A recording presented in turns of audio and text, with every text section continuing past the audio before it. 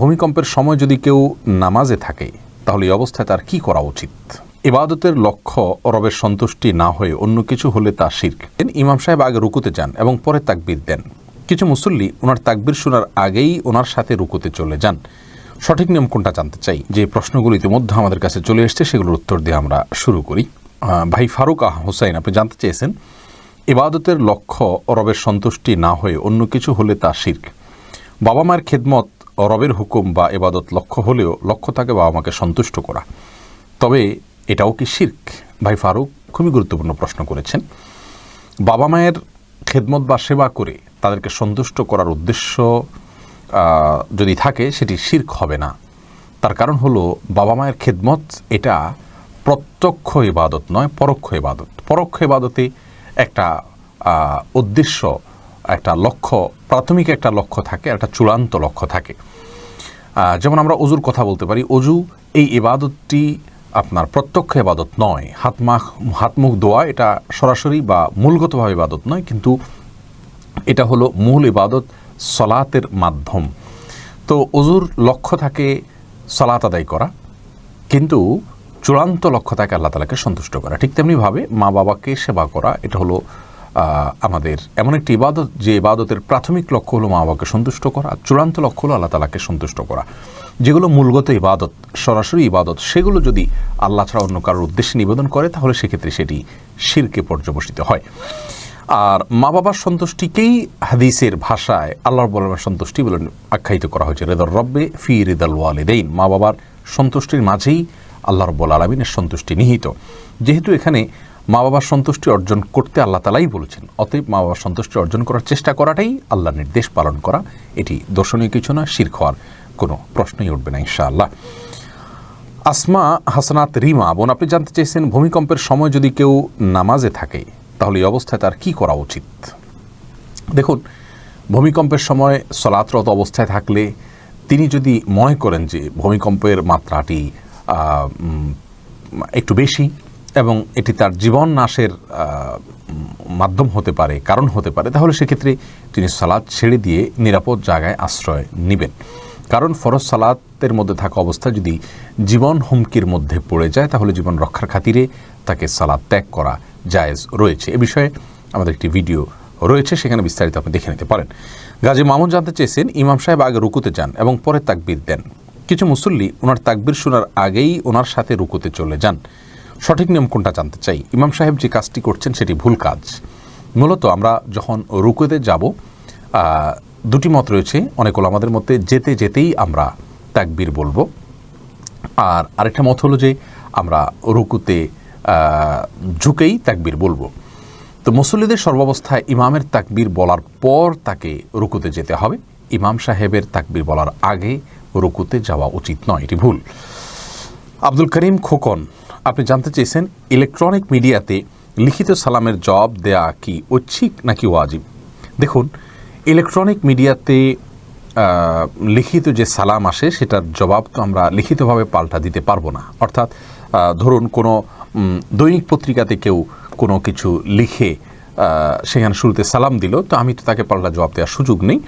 যেখানে পাল্টা জবাব দেওয়ার সুযোগ আছে সেখানে লিখিতভাবেই জবাব দিতে হবে। ইলেকট্রনিক মিডিয়া বলতে আপনার টেলিভিশনে বা অন্য কোথাও যদি হয় তাহলে আমার সালাম তিনি শুনতে পাবেন না, এমন যদি হয় তাহলে সালামের জবাব দিব না। আর যদি লাইভ হয়, আমি ফোন করেছি, সেক্ষেত্রে তিনি সালাম দিয়েছেন, আমি সেখানে জবাব দিব। আর সাধ্য অনুযায়ী জবাব দেওয়া উচিত। যেমন এই যে অনুষ্ঠানের শুরুতে আমরা আসসালামু আলাইকুম বলেছি, আপনার সাধ্য আছে কমেন্টের মাধ্যমে ওয়ালাইকুম আসসালাম জানিয়ে দেওয়া।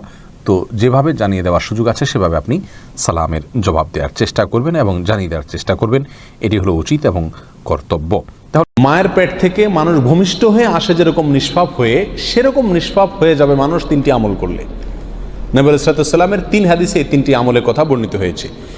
সহিহ মুসলিমের এক হাদিসে আসছে, নবী আলাইহিস সালাম বলেছেন, মান হাজ্জা ফালাম ইয়ারফুস ওয়ালাম ইয়াফসুক রাজাআ কায়াউমিন ওয়ালাদাতহু উম্মু।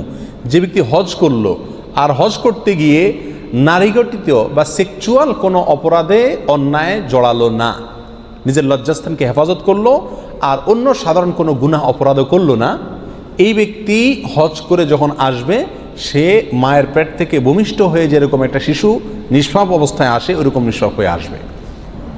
তাহলে একটি আমল পেলাম, যে আমলটি হলো হজ করা, যে হজে কোনো কি থাকবে না, সেক্সুয়াল অপরাধ থাকবে না এবং অন্য কোনো গুনাহ থাকবে না।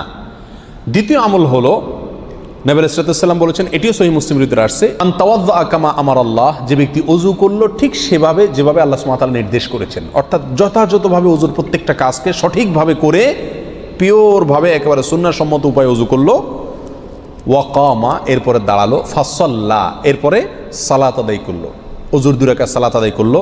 ফাহামিদাল্লাহ ওয়া আসনা আলাইহি ওয়া মাজ্জাদাহু, এরপরে সে আল্লাহর প্রশংসা করলো আর আল্লাহর গুণগান করলো, আল্লাহর স্তুতি বাক্য প্রকাশ করলো।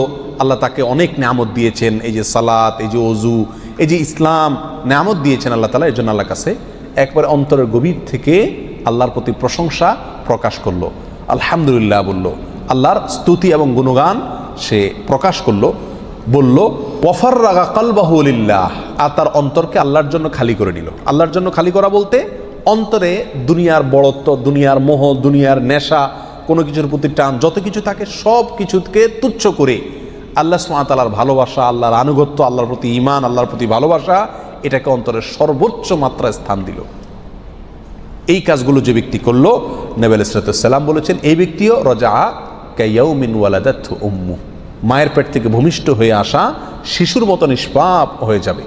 3 নম্বর আমল হলো, আল্লাহ সুবহানাহু ওয়া তাআলা বলেছেন হাদিসে কুদসিতে, ইযাবতালাইতু আবদাম মিন ইবাদি, আমি যখন আমার কোনো ইমানদার বান্দাকে কোনো একটা বিপদে ফেলি, কোনো একটা মুসিবতে ফেলে তাকে আমি পরীক্ষা করি, ফাহামিদানি ওয়া সাবারা আলা মা বালাইত, এরপরে যদি সে আমার প্রশংসা করে ওই বিপদে পড়েও এবং সবর করে আমি যে বিপদ দিয়েছি সেই বিপদে, খুশি মনে যে আল্লাহ আমাকে পরীক্ষা করছেন এই চিন্তা থেকে সবর করে এবং আমার প্রশংসা করে, তো নবী আলাইহিস সালাম বলেছেন, এই ব্যক্তিও রাজা কায়াউমিন ওয়ালাদাতহু উম্মু, মায়ের পেট থেকে ভূমিষ্ঠ হয়ে আসা শিশুর মতো নিষ্পাপ হয়ে যায়।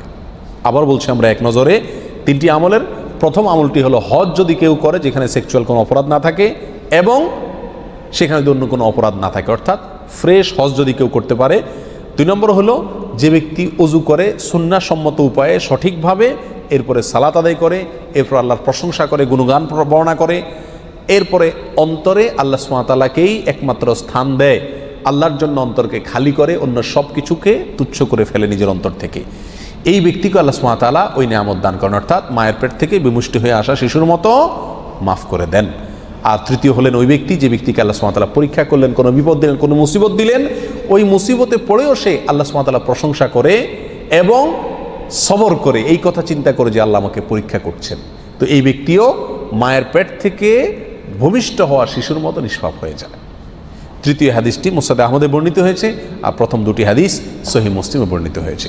আল্লাহ তাআলা আমাদের সবাইকে আমলগুলো যথাযথভাবে করার তৌফিক দান করুন। তবে মনে রাখতে হবে, বড় কোনো অপরাধ যদি কেউ করে থাকে তাহলে সেটা থেকে মুক্তির বা সেটা মাপ পাওয়ার একমাত্র উপায় হলো তওবা করা, খাঁটি অন্তরে ওটা না করার জন্য প্রতিজ্ঞা করা, পিছনে যা করা হয়েছে তার জন্য ক্ষমা চেয়ে লজ্জিত হওয়া। তাহলে ইনশাআল্লাহ বিইذনিল্লাহ সব গুনাহগুলো থেকে কি পাওয়া যাবে? মাপ পাওয়া যাবে। আল্লাহ তাআলা আমাদের সবাইকে সমস্ত গুনাহগুলোকে মাফ করে তারপর দুনিয়া থেকে যাওয়ার তৌফিক দান করুন।